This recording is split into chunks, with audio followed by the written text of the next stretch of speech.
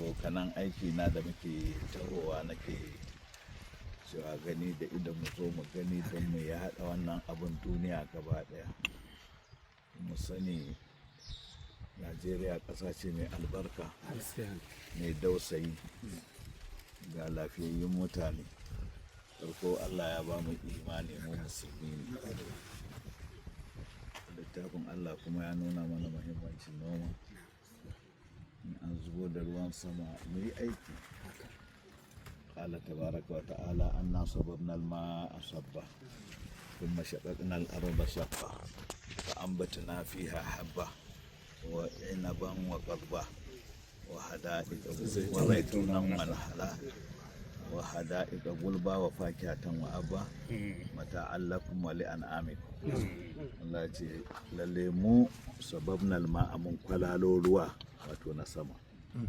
Sabba kwalalowa. Allah idan ya nuna mana giragizai ya buga cida a cikin hadari, ya saki iska da za ta ɗauko giragizan ta yada, sai ya huje mana shalin girgije, ya kwalalo mana ruwa zirnaniya zirnaniya. Wato wannan abin da ya yi, ya ce an nasa badan ma a sabba sun mashaƙaƙin al'arda shaƙa.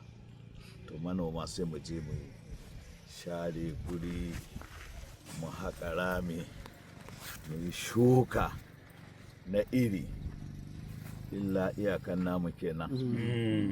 Ba wani taliki mai tsiro da amfani. Yabanyar za ta fito ne mara ƙarfi. Allah ya ce sun mashaƙaƙin al'arba shaƙa, sannan sai muka tsage ƙasa don fitar da yabanya. Shaƙa tsagewa. Fa'ambata na fiha habba, sai muka tsirar fiha cikin ƙasar habba, ƙwayan nan da muka shuka. Kuma sai ya nuna mana ƙwayan nan taka da ka shuka sai ta riɓe, sai ta mutu, ba ta da wani abu na rai, sai mu sa mata ran. Ba an bata na fi habba, sai mu tsirar da wannan ƙwaya wa inaban. Kuma kar ku tsaya da noma iri ɗaya. Allah ce da inabi, kaga wannan ba dawa ba ne, ba gero ba. Inabi kuma aikin da zai yi a cikin jiki da daidaita abinci bayan an yi lauma an ci, akwai buƙatarsa. Sai Allah ya nuna mana wa inaban da inabi, wato zaitunan kuma da shukan itatuwa zaitun, wanda mai kama da atile a nan mu. An ce itacen zaitun albarkar da Allah ya mara, in ya tsiro yakan iya shekara 1000 bai mutu ba. Annabawa sun shuka shi. Wa nakhla, Allah ce kuma muka tsirar muku da itaciyar dabino. To kaga ga hatsi, ga zaitun, ga inabi, ga dabino, duk ya nuna mu noma mu shuka. Akwai amfaninsu a jikinmu, akwai hanyar samun dukiya, akwai samun makamashi da sauransu. Wato wahada'iqa gulba, da lambuna masu kurmi. Saboda haka mu yi noman lambu kenan.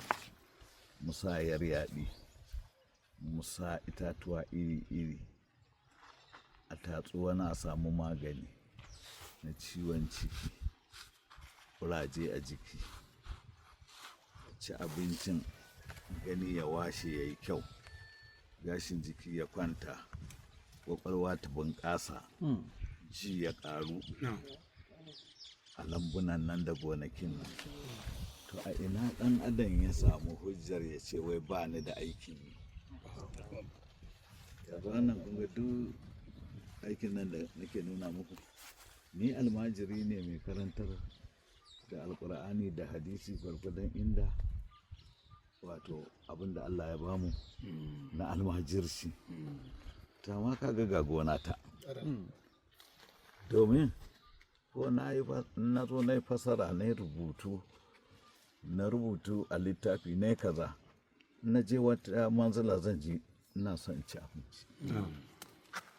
To kaga rubutun nan ba zan rubuta in wanke in sha in ƙoshi ba. Jaraba yau da gobe har mawaƙan ƙasa Hausa akwai wani ina ta kawo muku misali da su, akwai ɗan goma ya zo ya tarar da mutane, Allah ya saukar da alƙur'ani da hadisi a karanta mana mu karanta, a fasarta mu fahimta, muna masu imani da la ilaha illallah Muhammadu Rasulullah sallallahu alaihi wasallam mu sashi cikin aiki. Allah ya yi mana albarka, ya arzuta mu duniya da lahira. Sai mutane suka yi sakaci, sai Yahudawa da yaran su suka batar da mutane, sai suka ce la haula wala quwwata illa billahi al-aliyyil azim, da komai muka aikata mu sani ba dabara ce za ta yi mana ba, ba ƙarfinmu ne zai mana ba, illa billahi al-aliyyil azim, sai mun dogara da Allah maɗaukaki mai girma. Wala haula wala quwwata illa billahi al-aliyyil azim. Ya kuka ga tauhidi a wannan guri? To da suka zo za su ludi mutane suka ce a rubuta la haula a wanke a sha. To kaga ba a fahimci me ma'anar ilimin da Allah ya ba mu anan ba, sai aka ce ana rubuta la haula. Wani shi ba ma mai tafsiri ne ko abin nan ba, mawaƙi ne kawai da Allah ya bashi fahimta, sai ce yunwa ba a sha mata la haula, ya ce sai an haɗa ta da 'yar gumba. Ina nan ɗan goma ya faɗi wannan. To kaga la haulan nan imanin da ake so mu sani madogaran mu Allah. Ba za mu ce ƙarfinmu ya ba mu ba, ba za mu ce dabaranmu ta ba mu ba, sai mu ce Allah ya ba mu ji da gani da tunani da hankali, ya ce mai aiki, mun yi aikin, amma kar mu ce ƙarfinmu ne ya ba mu, kar mu ce wayanmu ne ya ba mu. Wala haula wala quwwata illa billahi al-aliyyil azim. To sai kuma sai wani ya ce ai rubuta za ka yi kuma ka wanke rubutun, sai ya zama babu rubutun, sai ka sha ruwan wai shi ne zata.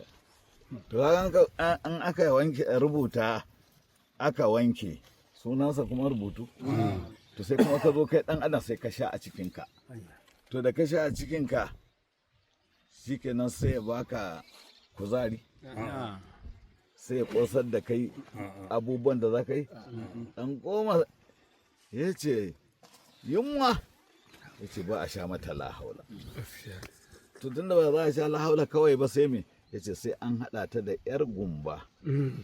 Gumba gero ne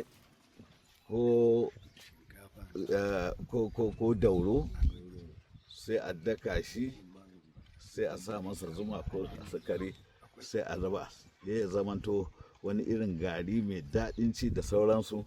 Har da lokacin masu sadaka 3 ko 7 sai a ce yau ranar daka gumba. In an daka za a ci ta, za a ƙoshi, ko a dama ta da nono a ƙoshi. To sai ya ce gaskiya in wasu basu fahimci ma'anar lahaula ba, lahaula fa ba za a rubuta shi a shata a ƙoshi ba. Ya ce yunwa ba a sha mata lahaula, sai an haɗa ta da 'yar gumba. To gumban nan tabbataccen abinci da Allah ya bamu, muka ci muka sha. To ebo su shinkafa, alkama, sauran in ba a noma ba ina dafa shinkafa a ci, in ba a shuka doya ba ina kirɓa sakwara, in ba a yi rogo ba ina garin rogo, ina ɓawansa, ina abin da za a yi karatu a fito daga ciki.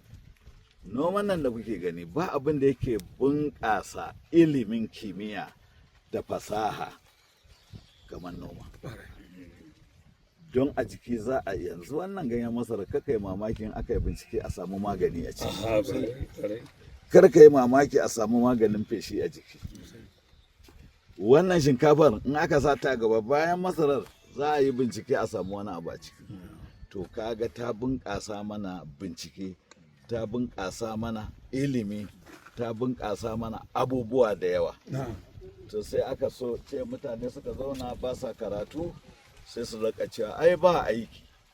Yanzu a ce wannan aikin da muka yi wani mutum ya zauna a ce wai sai gwamnati ce za ta mun, a ce to a ce Buhari ya mun ko abin nan Asuwaju, to shi gidansa fa aikinsa da aka sa na gwamnati fa, in ka zo kai ne mai gwamnati, kai ne za ka share wa mutum ɗakinsa, kai ne za ka kwashe kwatami, kai ne za ka tuka matuwo. A kowa wannan ya kama nan, wannan ya kama nan, wannan ya kama nan. So da aka kunga wannan mahaifiyarsa ma na san ta tana ƙanƙanuwa budurwa, muka zo aka sa su a makaranta alif ba ta fa, aka zo aka a alif da fata bisa shine a mai fataha kenan, u alif da rufu a bisa shine u. Aka zo har aka koya mana mu yi hajjatu a udu billahi minash shaitanir rajimi. Yau gashi har yana cikin masu tafsiri. Na taba raba malamai na tura shi Jamaina a Chadi, suna jin larabci sashin su suna cewa shi kuma sai ya je sai ya yi tafsirin da Hausa sai ya yi da larabci. To ka gaya min da ba a sa shi ya yi karatu ba ya sai ya yi. To gashi kuma shi ɗan kasuwa ne, manomi ne, a noma mu ne talakawansu. Saboda haka da na ga wasa da jajircewarsa a noma sai na zo na ce masa to ina so in sa ka zamanto mai lura min da gonaki na wannan yanki. Sai zama shi ne consultant ɗina a dan jingir gonaki na wannan jingir da daraja a jihar Kaduna. Na sa baba ya kuma ya duba na can ciki, to na rarraba musu aiki. Malam Musa ƙani na ma'aikacin banki, shi kuma na sa ya duba min gona ta Kiskadi a can ƙasar Rukuba, wata katafariyar gona wanda ta yi wannan kaman uku. Yanzu na shuke ta da shinkafa kuma ta yi kyau, da na samu dama wacin sai na ɗauke. To kaga in Allah ya yarda hatsi sai dai in sayar. Yanzu a bana wa'yansu ayyukan da na yi, ai shinkafa kake sayar mun ko gero ko dawa sai in biya kuɗin bare, haka ne? To kaga har ta kai ga bayan mun yi ma da amfanin za mu ɗiba ma mu biya kuɗin aiki, mu sai kuɗin man tarakto. To ku duba ku ga aikin da aka yi. Zo mu faɗi wannan, na yi wa matasa ƙalubale don a wannan jawabin suna hango gemu na ni har ya yi fari, amma kun ga na ko kewaye gonan nan na tsaman rago da ke zai iya. To amma ba shi gashi mun yi ba.